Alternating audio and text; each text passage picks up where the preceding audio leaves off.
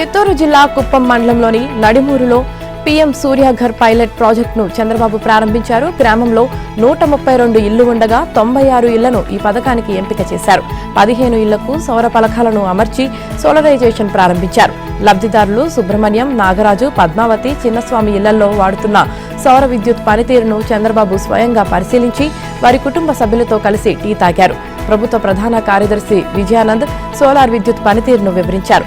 లబ్ధిదారులు, గ్రామస్తులతో సీఎం ముఖాముఖి నిర్వహించారు. సూర్యఘర్ పథకంతో భవిష్యత్తులో కరెంటు బిల్లు కట్టే భారం ఉండదు. ప్రతి ఇల్లు నెలకు 200 యూనిట్లు ఉత్పత్తి చేసుకునే అవకాశం ఉంది. మిగులు కరెంటుతో ఏడాదికి 4000 ఆదాయం వస్తుందని చెప్పారు.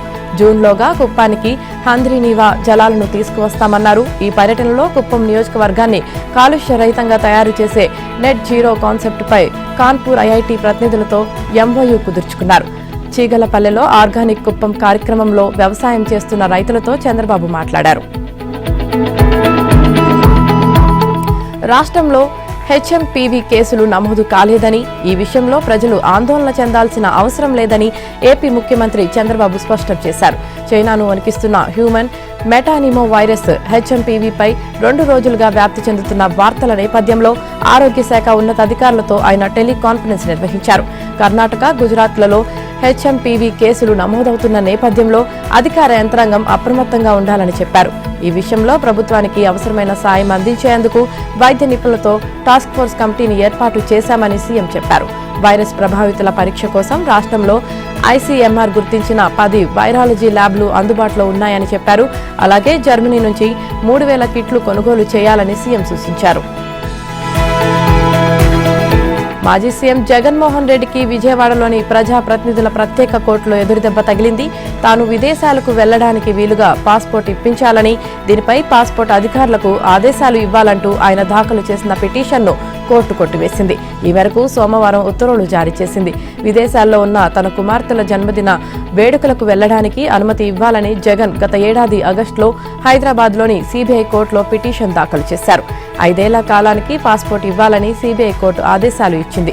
విజయవాడ ప్రజాప్రతినిధుల కోర్టు మాత్రం పాస్పోర్ట్ను ఏడాది మాత్రమే పునరుద్ధరిస్తామని, జగన్ తమ ముందు హాజరై 20,000 స్వీయ పూచికత్తు సమర్పించాలని ఆదేశించింది. దీనిని సవాల్ చేస్తూ ఆయన హైకోర్టును ఆశ్రయించారు. విచారణ జరిపిన సింగిల్ జడ్జ్ ఆ షరతులను పాక్షికంగా సవరించారు. 5 ఏళ్ల పాటు పాస్పోర్ట్ జారీకి వీలుగా ఎన్ఓసీ జారీ చేయాలని ప్రజాప్రతినిధుల కోర్టును ఆదేశించారు. అయితే ఎన్ఓసీ పొందేందుకు జగన్ ప్రత్యేక కోర్టు ముందు హాజరై స్వీయ పూచికత్తు సమర్పించాల్సిందేనని తేల్చి చెప్పారు. గత ఏడాది సెప్టెంబర్ 20వ తేదీతో జగన్ పాస్పోర్ట్ గడువు ముగిసింది. దీనిపై వారం క్రితం ఆయన తరపున న్యాయవాది ప్రజాప్రతినిధుల కోర్టులో మరో పిటిషన్ దాఖలు చేశారు. పాస్పోర్ట్ ఇచ్చేలా అధికారులను ఆదేశించాలని కోరారు. ప్రభుత్వ న్యాయవాది సుబ్బారావు వాదనలు వినిపిస్తూ జగన్ పాస్పోర్ట్కు 2024 సెప్టెంబర్లోనే గడువు ముగిసిందని, గడువు తీరే తేదీకి 6 నెలలకు ముందే పాస్పోర్ట్ కార్యాలయంలో దరఖాస్తు చేసుకోవాల్సి ఉందని గుర్తు చేశారు. ఆయన వాదనతో ఏకీభవించిన న్యాయాధికారి ఎస్ శ్రీదేవి పాస్పోర్ట్ కోసం ఆ కార్యాలయంలో కొత్తగా దరఖాస్తు చేసుకోవాలని ఆదేశిస్తూ జగన్ పిటిషన్ను కొట్టివేశారు. ఎనీవేర్ రిజిస్ట్రేషన్ల మాటున వైసీపీ ముఠా సాగించిన దందాపై ఇబ్రహీంపట్నం మాజీ సబ్ రిజిస్టర్ ధర్మసింగ్ మంత్రి నారా లోకేష్ కు ఇచ్చిన ఫిర్యాదుపై రిజిస్ట్రేషన్ శాఖ ఉన్నతాధికారులు ప్రారంభించిన విచారణ ముగిసింది. ఈ రిపోర్టును ప్రభుత్వానికి సమర్పించేందుకు రిజిస్ట్రేషన్ శాఖ ఉన్నతాధికారులు రంగం సిద్ధం చేశారు. వైసీపీ నేత చీమకుర్తి శ్రీకాంత్, ఆయన కుటుంబ సభ్యులు, బంధువుల పేరుతో జరిగిన ఎనీవేర్ రిజిస్ట్రేషన్ల పూర్తి వివరాలను రిజిస్ట్రేషన్ శాఖ ఉన్నతాధికారులు సేకరించి వాటిని పరిశీలించారు. 156.18 కోట్ల విలువైన లావాదేవీలకు సంబంధించిన పూర్తి సమాచారాన్ని సేకరించారు. రాష్ట్ర వ్యాప్తంగా సంచలనం కలిగించిన సబ్ రిజిస్టర్ సింగ్ కేసులో తవ్వే కొద్దీ కొత్త విషయాలు వెలుగులోకి వస్తున్నాయి. 3 ఏళ్ల కాలంలో అడ్డగోలుగా రిజిస్ట్రేషన్లు చేసినట్లు అధికారులు గుర్తించారు. 156 కోట్ల రూపాయల లావాదేవీల సమాచారాన్ని సేకరించారు. మొత్తం 39 డాక్యుమెంట్ల రిజిస్ట్రేషన్ లావాదేవీలు జరిగాయి. ఈ లావాదేవీలకు సంబంధించి చూస్తే అన్ని ఎనీవేర్ రిజిస్ట్రేషన్లు జరిగాయి. ఈ ఎనీవేర్ రిజిస్ట్రేషన్లు గుణదలలో 3, గుడివాడలో 3, ఇబ్రహీంపట్నంలో 4, విజయవాడలో 16, పిడింగోయ, నల్లపాడు, యలమంచిలి, ఎర్రగొండపాలెంలో కూడా ఒక్కో రిజిస్ట్రేషన్ చొప్పున జరిగాయి. చీమకూరి శ్రీకాంత్ కుటుంబ సభ్యులు, బంధువుల పేర్లతో జరిగిన రిజిస్ట్రేషన్లకు సంబంధించి కొన్నిటికి లింక్ డాక్యుమెంట్లు లేకుండానే రిజిస్ట్రేషన్లు చేసినట్లుగా తెలుస్తోంది. ఇక గుణదలలో జరిగిన సేల్ కమ్ జీపీఏకు సంబంధించి సబ్ రిజిస్టర్ కార్యాలయ పరిధిలోని లేని స్టాంపు వెండర్ను గుర్తించినట్లు సమాచారం. అలాగే నల్లపాడు, ఎలమంచిలిలో జరిగిన వాటికి సంబంధించి కూడా అక్కడి ఎస్ఆర్ కార్యాలయ పరిధి కాని స్టాంపు వెండర్లు ఉన్నట్లు గుర్తించినట్లు తెలుస్తోంది. కుటుంబంలో ఓ తాగుబోతు తండ్రి ఇంట్లో ఉంటే ఆ ఇల్లు ఎంత ఇబ్బంది పడుతుందో ఈ తెలంగాణ గత 10 సంవత్సరాల్లో అదే ఇబ్బందులు ఎదుర్కొందని తెలంగాణ స్పీకర్ గడ్డం ప్రసాద్ కుమార్ అన్నారు. హైదరాబాద్ నాంపల్లిలో టీఎన్జీఓ కేంద్ర సంఘం నూతన సంవత్సర డైరీ క్యాలెండర్ను షబీర్ అలీ, ఎమ్మెల్సీ కోదండరాంతో కలిసి స్పీకర్ ఆవిష్కరించారు. గత బీఆర్ఎస్ ప్రభుత్వం చేసిన తప్పులు ప్రస్తుతం ముఖ్యమంత్రి రేవంత్ రెడ్డి సరిచేస్తున్నారన్నారు. తెలంగాణ రాష్ట్ర ఏర్పాటులో కీలక పాత్ర పోషించిన మాజీ ప్రధాని మన్మోహన్ సింగ్ సంస్మరణ సభకు రావాలని తానే స్వయంగా కేసీఆర్ కు పలుమార్లు ఫోన్ చేశానని, అయినా కేసీఆర్ హాజరు కాలేదన్నారు. ప్రభుత్వం అమలు చేస్తున్న పథకాలను ప్రజల వద్దకు తీసుకెళ్లడంలో ఉద్యోగుల పాత్ర కీలకమైందని స్పీకర్ ప్రసాద్ తెలిపారు. తన దృష్టికి తీసుకువచ్చిన ఉద్యోగుల సమస్యల పరిష్కారానికి తన వంతు కృషి చేస్తానని హామీ ఇచ్చారు. ఉద్యోగులు తెలంగాణ రాష్ట్ర గొంతుక అని మరో అతిథి ఎమ్మెల్సీ ప్రొఫెసర్ కోదండరాం అన్నారు. గత బీఆర్ఎస్ ప్రభుత్వం ఉద్యోగుల సమస్యలను గాలికి వదిలేసిందని, వారు చేసిన అనవసర ఖర్చులు, అప్పుల కారణంగా సమస్యలు ఏర్పడ్డాయన్నారు. వాటి పరిష్కారానికి ప్రభుత్వానికి ఉద్యోగుల మధ్య వారధిగా ఉంటానని ఆయన చెప్పారు.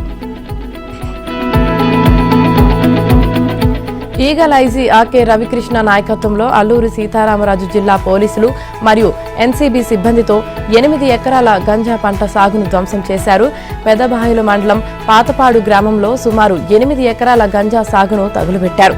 దీనికోసం drone corporation of India A1 tools ను ఉపయోగించి ఈ గంజా సాగులను గుర్తించారు. ఇప్పటి వరకు ఏఎస్ఆర్ జిల్లా మొత్తం 2000 ఎకరాలను డ్రోన్ సర్వే బృందం పర్యవేక్షించింది.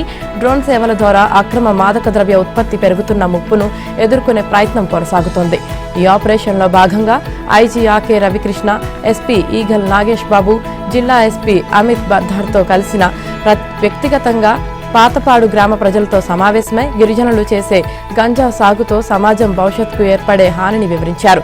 ఆయా గ్రామస్తులను గంజాయి సాగు వంటి అసాంఘిక కార్యకలాపాల్లో పాల్గొనకుండా ప్రతిజ్ఞ చేయించి గ్రామానికి ప్రత్యామ్నాయ పంటలను అందించడానికి పోలీస్ శాఖ సాయం చేస్తామని వాగ్దానం చేశారు. ఈ ఏడాది పాతపాడు గ్రామంలో రాజ్మా, కింగ్ బీన్స్, మిలెట్ వంటి ప్రత్యామ్నాయ పంటలను అందజేసినట్లు తెలిపారు. ఏఎస్ఆర్ పోలీస్ విభాగం స్థానిక గ్రామాలతో కలిసి మరింత శాశ్వతమైన చట్టబద్ధమైన వ్యవసాయ పద్ధతుల వైపు మారేందుకు సహాయం చేయడంలో నిబద్ధతతో ఉందని తెలిపారు. భారత అంతరిక్ష పరిశోధన సంస్థ శ్రీహరికోట షార్ నుండి గత నెల 30వ తేదీ ప్రయోగించిన PSLV C-60 రాకెట్ ద్వారా ఇస్రో పరిశోధనల కోసం పంపిన పేలోడ్స్ ద్వారా జరిపిన పరిశోధనలో భాగంగా అంతరిక్షం వరకు ఇస్రో పంపిన విత్తనం అక్కడ చిగురించింది. అంతరిక్షంలో మొలకలు వచ్చి చిగురించి ఆకులు కూడా రావడం ఇస్రో జరిపిన ప్రయోగాత్మక పరిశోధనలతో మరో అద్భుతాన్ని సృష్టించింది. Compact research module for orbital plant స్టడీస్లో విజయం సాధించింది. ఇది ఇస్రో చరిత్రలో మరో మైలురాయిగా నిలిచింది. PSLV C-60 రాకెట్ ప్రయోగంలో భాగంగా ఇస్రో రోదసీలోకి పంపిన అలసంద విత్తనాలు మొలకెత్తాయని, వాటికి 2 ఆకులు కూడా వచ్చాయని ఇస్రో సోమవారం ప్రకటించింది. రాకెట్ 4వ దశలోని PSLV orbital experimental module OM-4 ద్వారా 24 పేలోడ్లను ఇస్రో రోదసీలోకి పంపింది. వాటిలో compact research module for orbital plant study అనే పరికరం కూడా ఉంది. దీన్ని తిరువనంతపురంలోని విక్రమ్ సారాభాయ్ స్పేస్ సెంటర్ అభివృద్ధి చేసింది. అంతరిక్షంలో సూక్ష్మ గురుత్వాకర్షణ వాతావరణంలో మొక్కల ఎదుగుదలపై అధ్యయనం చేసేందుకు రూపొందించిన ప్లాట్ఫామ్ ఇది. దీనిలో 8 అలసంద గింజలు పెట్టి స్పేస్లోకి పంపించగా అవి 4 రోజుల్లోనే మొలకెత్తాయని, ఇప్పుడవి 2 ఆకుల దశకు వచ్చాయని ఇస్రో తెలిపింది.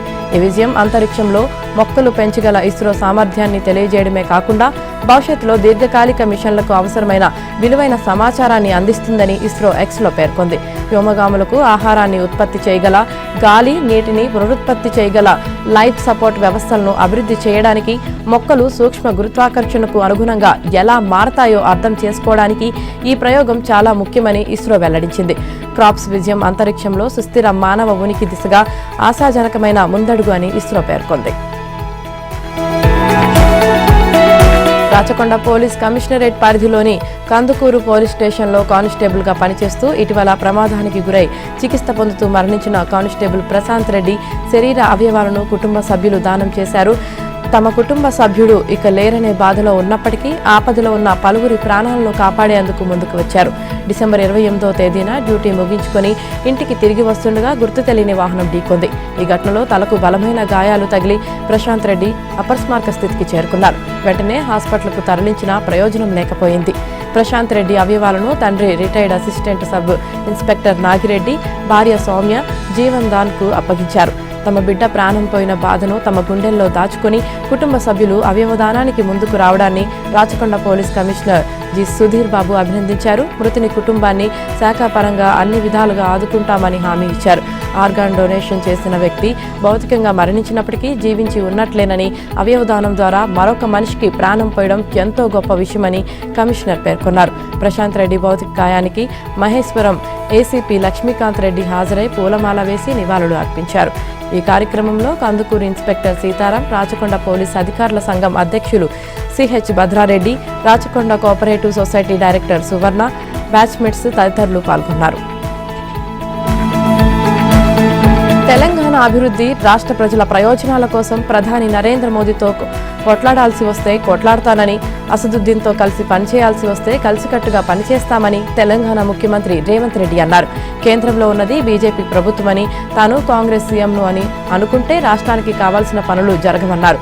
రాష్ట్రానికి వాటాగా దక్కాల్సిన నిధులు సాధించుకోవాలని, పనులు చేయించుకోవాలని, అందుకే తాను అందరినీ కలుస్తానని ప్రకటించారు. ఇదంతా రాష్ట్రం కోసమేనని స్పష్టం చేశారు. సోమవారం జూ పార్క్ నుంచి ఆరంఘర్ వరకు 799 కోట్లతో 4 కిలోమీటర్ల మేర నిర్మించిన వంతెనను మంత్రి శ్రీధర్ బాబు, ఎంపీ అసదుద్దీన్ ఓవైసీతో కలిసి సీఎం రేవంత్ రెడ్డి ప్రారంభించారు. అనంతరం ఆయన మాట్లాడుతూ చర్లపల్లి టెర్మినల్ అభివృద్ధి దీర్ఘకాలంగా పెండింగ్లో ఉందని, తాను ఎంపీగా ఉన్నప్పుడు ఈ విషయాన్ని పార్లమెంట్లో ప్రస్తావించానని అన్నారు. ముఖ్యమంత్రి అయ్యాక ఆస్తుల సేకరణ, ఇతరత్ర సమస్యలకు సంబంధించి రాష్ట్ర ప్రభుత్వం తరపున నిర్ణయాలు తీసుకుని టెర్మినల్ పూర్తయ్యేలా చర్యలు తీసుకున్నామని చెప్పారు. చర్లపల్లి టెర్మినల్ వర్చువల్ ప్రారంభోత్సవం సందర్భంగా ప్రధాని మోదీతో మాట్లాడినట్లు సీఎం చెప్పారు. కాంగ్రెస్ హయాంలో హైదరాబాద్లో మెట్రో రైల్ నిర్మాణం మొదలైందని, తెలంగాణ ఏర్పాటు అనంతరం 10 ఏళ్ల పాటు గత ప్రభుత్వం ప్రాజెక్టు విస్తరణకు ప్రయత్నించలేదని చెప్పారు. మెట్రో ఫేజ్ 2 ప్రాజెక్టు ప్రతిపాదనలు పంపామని, కేంద్ర మంత్రివర్గం ఆమోదించి విస్తరణకు అనుమతి ఇవ్వాలని, అవసరమైన నిధులు కేటాయించాలని కోరినట్లు రేవంత్ వివరించారు. మూసీ పునరుజ్జీవం ప్రాజెక్టు కేంద్రం వద్ద పెండింగ్లో ఉన్న విషయాన్ని ప్రధాని మోదీ దృష్టికి తీసుకెళ్లానని సీఎం రేవంత్ తెలిపారు. రీజనల్ రింగ్ రోడ్ వెంట రీజనల్ రింగ్ రైల్ నిర్మాణానికి సహకరించాల్సిందిగా కోరానన్నారు.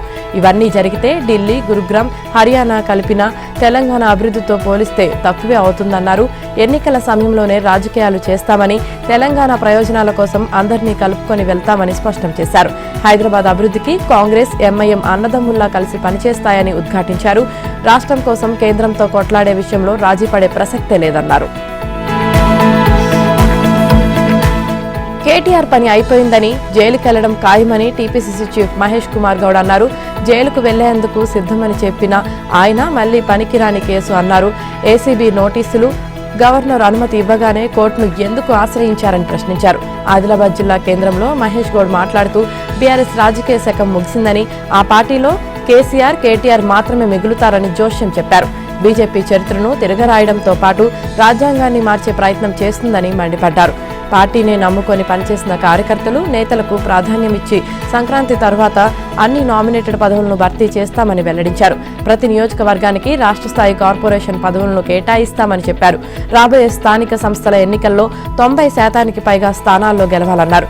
ఎమ్మెల్సీ కవిత ఏ ముఖం పెట్టుకుని జిల్లాలో పర్యటిస్తున్నారో చెప్పాలని డిమాండ్ చేశారు. కేసీఆర్ కుటుంబం కళ్ళబొల్లి మాటలు చెబుతూ బీసీలను మభ్యపెట్టే ప్రయత్నం చేస్తుందని మండిపడ్డారు.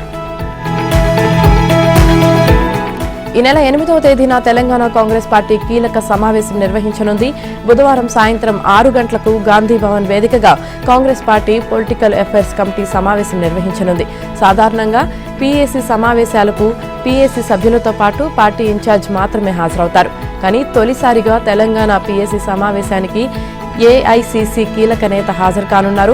8వ తేదీన జరగనున్న పీఏసీ సమావేశానికి ఏఐసీసీ తరపున పార్టీ సంస్థాగత ప్రధాన కార్యదర్శి కేసీ వేణుగోపాల్ రానున్నారని గాంధీభవన్ వర్గాలు తెలిపాయి. దీంతో తెలంగాణ పీఏసీ సమావేశానికి కేసీ ఎందుకు హాజరవుతున్నారని కాంగ్రెస్ నేతలు చెవులు కొరుక్కుంటున్నారు.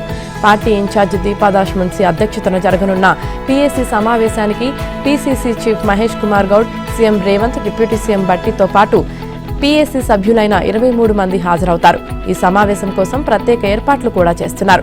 ఇక సమావేశం ఎజెండా కూడా సిద్ధం చేసినట్లు గాంధీభవన్ వర్గాలు తెలిపాయి. ప్రభుత్వం ఏర్పాటై ఏడాది పూర్తయిన సందర్భంగా పార్టీ పరంగా పాలనను, పార్టీ పరిస్థితిని సమీక్షించుకొని భవిష్యత్ కార్యాచరణను రూపొందించుకోవాలని పార్టీ పెద్దలు భావించారు. దీనిలో భాగంగానే పీఏసీ సమావేశం ఏర్పాటు చేసినట్లు సమాచారం. సమావేశం ఎజెండాలో భాగంగా ఏడాది పాలనలో ఏం సాధించాం, భవిష్యత్తులో ఎలాంటి నిర్ణయాలు తీసుకోవాలి అనే అంశం ప్రధానంగా చర్చకు వచ్చే అవకాశం ఉంది. ప్రభుత్వ పాలన, ఎమ్మెల్యేల పనితీరుపై ఇటీవలే కాంగ్రెస్ పార్టీ ఒక సీక్రెట్ సర్వే నిర్వహించింది. ఆ సర్వే రిపోర్ట్ పార్టీకి చేరింది. ఆ రిపోర్ట్లో ఏ పథకం గురించి ప్రజలు ఏమనుకుంటున్నారు, కాంగ్రెస్ ప్రభుత్వం నుండి ఏం ఆశిస్తున్నారు అనే అంశాలపై పూర్తి అధ్యయనం చేసినట్లు సమాచారం. ఇక సీఎంతో సహా డిప్యూటీ సీఎం, మంత్రులు, ఎమ్మెల్యేల పనితీరుపై నియోజకవర్గాల వారీగా సునీల్ కొనుగోలు టీంతో సర్వేలు చేసినట్లు తెలుస్తుంది. 1 డజన్ మంది ఎమ్మెల్యేలు మినహా మిగతా వారి ప్రోగ్రెస్ రిపోర్టు బాగుందని సమాచారం. ఇక స్థానిక సంస్థల ఎన్నికలకు పార్టీని సిద్ధం చేయడానికి కావాల్సిన కార్యాచరణను కూడా పీఏసీ సమావేశంలో ప్రకటించనున్నారు. జనవరి 26న ప్రభుత్వం రైతు భరోసా వేయనున్న నేపథ్యంలో ఆ తర్వాత నుండి ప్రజల్లోకి విస్తృతంగా వెళ్లాలని కేసీ వేణుగోపాల్ పార్టీ నేతలకు సూచించనున్నారు.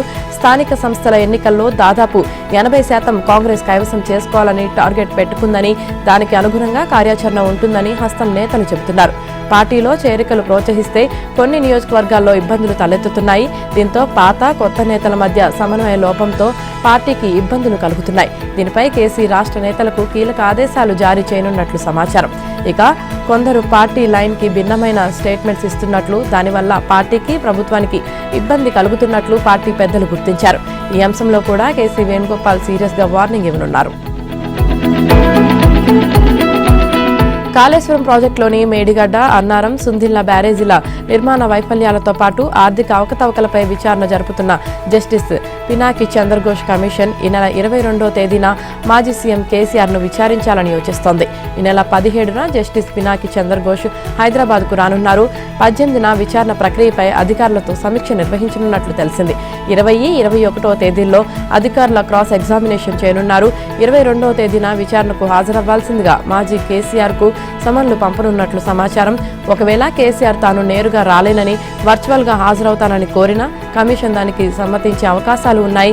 స్టేట్ డ్యామ్ సేఫ్టీ అథారిటీ ఈ మాజీ ఈఎస్సీ మురళీకృష్ణ అమెరికాలో ఉండగా ఆయనను కూడా వర్చువల్ గా విచారించిన విషయం తెలిసిందే. ఒకవేళ కేసీఆర్ అనారోగ్య సమస్యలను కారణంగా చెబుతూ లేఖను రాసినా దాన్ని ప్రామాణికంగా చేసుకుని విచారణను కొనసాగించే అవకాశాలున్నట్లు సమాచారం.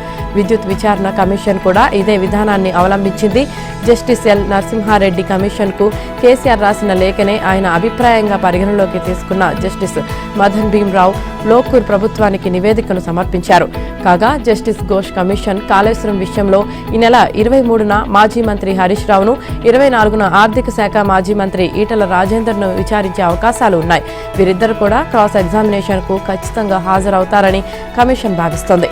కాళేశ్వరం ప్రాజెక్టులోని హెడ్ వర్క్లతో పాటు ఇతర ప్రధాన పనులు జరిగినప్పుడు ఈటల బీఆర్ఎస్లోనే ఉన్నారు. పెద్దపల్లి జిల్లాలో పదుల సంఖ్యలో ఉన్న ఇటుక బట్టీల్లో పనిచేసేందుకు ఒరిస్సా, బీహార్, ఛత్తీస్గఢ్, మహారాష్ట్ర సహా ఇతర రాష్ట్రాల నుంచి వందలాది కూలీలు వలసలు వస్తున్నారు. ప్రతి ఏటా కార్మికులు ఈ ఇటుక బట్టీల్లో పనిచేస్తూ జీవనం సాగిస్తున్నారు. అయితే వారితో పాటు వారి పిల్లల జీవితాలు కూడా మట్టి దిబ్బల్లో కూరుకుపోతున్నాయి. ఈ పరిస్థితుల్లో వారి జీవితాల్లో వెలుగులు నింపాలని, భవిష్యత్తుకు బంగారు బాటలు వేయాలని పెద్దపల్లి పోలీసులు నిర్ణయం తీసుకున్నారు. వారి కోసం ఇటుక బట్టీల పరిసర ప్రాంతాల్లో పాఠశాలలు ఏర్పాటు చేస్తున్నారు. ఆయా రాష్ట్రాల్లోని ప్రైవేట్ టీచర్లను రప్పించి ఇక్కడి పిల్లలకు వారి భాషల్లోనే విద్యా బోధన చేయిస్తున్నారు.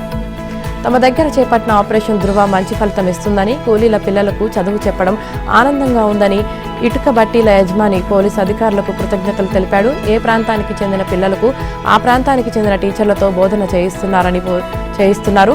2 ఏళ్ల కిందట సుల్తానాబాద్ మండలంలోని కాట్నాపల్లిలో బ్రిక్స్ కంపెనీలో పనిచేస్తున్న కార్మికుల పిల్లల కోసం పోలీసులు మరో పాఠశాల ఏర్పాటు చేశారు. ఇలా వివిధ ప్రాంతాల్లో 3 పాఠశాలల్లో దాదాపు 100 మంది వరకు పిల్లలు ప్రాథమిక విద్యను అభ్యసిస్తున్నారు. అక్కడి ఇటుక బట్టీల్లో పని ముగిసిన తర్వాత కార్మికులు వేరే చోటకు వెళ్తే వారికి అనుగుణంగా మరో చోట కూడా పాఠశాలను ఏర్పాటు చేసే ప్రయత్నం చేస్తున్నారు. రామగుండం పోలీస్ కమిషనర్ శ్రీనివాసులు ఈ ఆపరేషన్ ధృవపై ప్రత్యేక దృష్టి పెట్టారు. కార్మికుల పిల్లల జీవితాల్లో వెలుగులు నింపుతాయని, వారికి విద్యను అందిస్తామని సిపి శ్రీనివాసులు అంటున్నారు.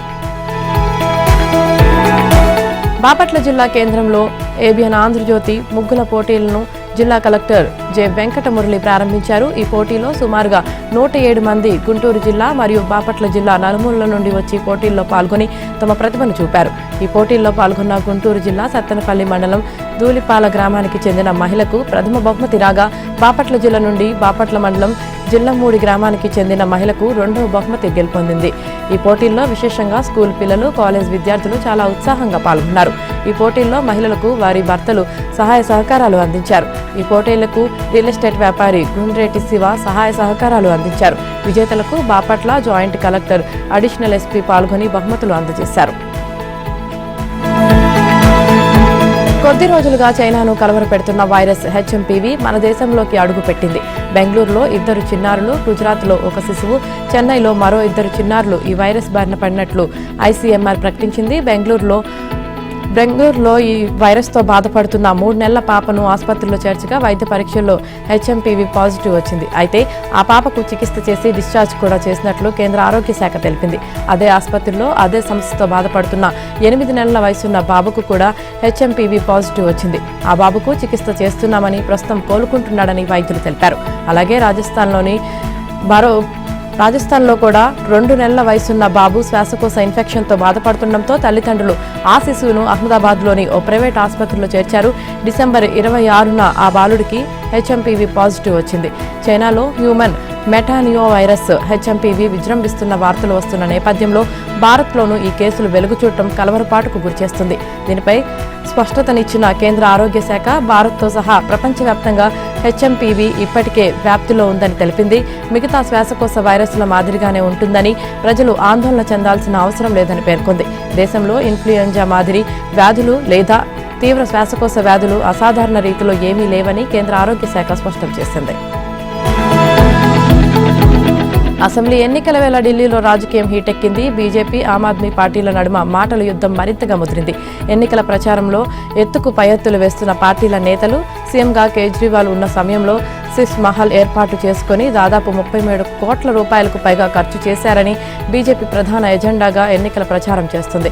ఆమ్ ఆద్మీ ప్రభుత్వం చేసిన అవినీతిని ఎండగడతామంటూ బీజేపీ పెద్ద ఎత్తున ప్రచారం చేస్తుంది. ఢిల్లీ సీఎంగా కేజ్రీవాల్ ఉన్న సమయంలో కోట్ల రూపాయల ప్రజాధనాన్ని వినియోగించి నివాసానికి ఖర్చు చేశారని బీజేపీ ఆరోపిస్తుంది.